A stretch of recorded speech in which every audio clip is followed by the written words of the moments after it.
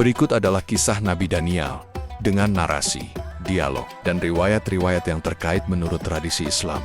Meski kisah Nabi Daniel tidak disebutkan langsung dalam Al-Quran atau hadis sahih, ia banyak dikenal melalui Israiliyat tradisi Yahudi yang masuk ke dalam literatur Islam. Beberapa riwayatnya dikaitkan dengan para sahabat dan tabi'in. Pada masa Nabi Daniel, Bani Israel dijajah oleh kerajaan Babilonia yang dipimpin oleh Raja Nebukadnezar Bukhtanasar. Kota Yerusalem dihancurkan, dan banyak orang Yahudi, termasuk Daniel yang masih muda, ditawan dan dibawa ke Babilonia. Nabi Daniel dikenal karena kesalehan, kebijaksanaan, dan keimanan yang teguh kepada Allah. Ia diberi kemampuan luar biasa, termasuk menafsirkan mimpi yang menjadikannya menonjol di antara rakyat jelata.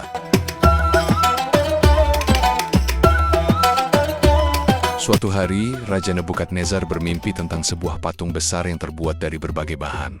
Kepala dari emas, dada dari perak, perut dari tembaga, koki dari besi, dan sebagian kaki dari tanah liat. Raja sangat gelisah karena tidak memahami arti mimpinya. Ia memanggil semua penasihat kerajaan, termasuk Nabi Daniel, untuk menjelaskan tafsirnya.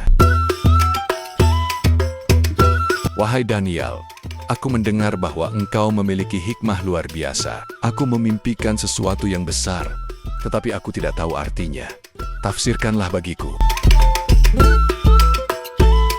Wahai Raja, mimpi ini adalah pertanda dari Allah yang Maha Esa. Patung yang engkau lihat melambangkan kerajaan-kerajaan besar yang akan datang setelahmu. Kepala emas adalah kerajaanmu Babilonia. Setelah engkau, akan muncul kerajaan yang lebih lemah, seperti perak, tembaga, besi, dan akhirnya tanah liat. Kerajaan-kerajaan ini akan runtuh, dan akhirnya Allah akan mendirikan kerajaannya di bumi. Raja terkesan dengan tafsir Nabi Daniel, tetapi ia tetap keras kepala dan terus menyembah berhala.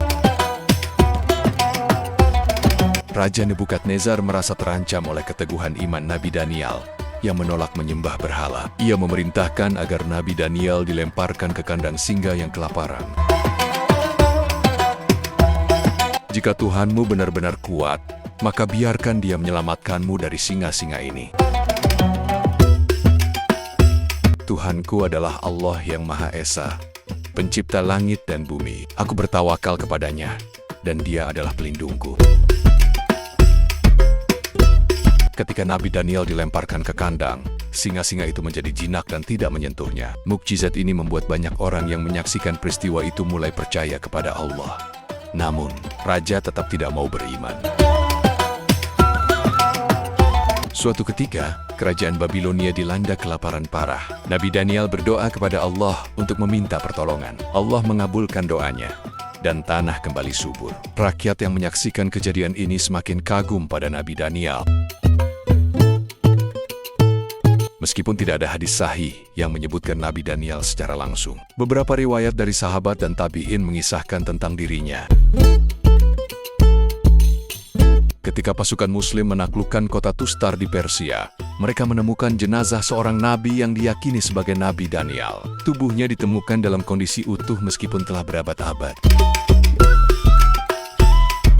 Kami menemukan jasad seorang nabi yang diyakini sebagai Daniel. Bersamanya terdapat sebuah kitab, dan di dadanya terdapat cincin bertuliskan gambar dua singa yang menjilat seorang laki-laki. Umar bin Khattab memerintahkan agar jasad itu dimakamkan di tempat tersembunyi, agar tidak disembah oleh manusia.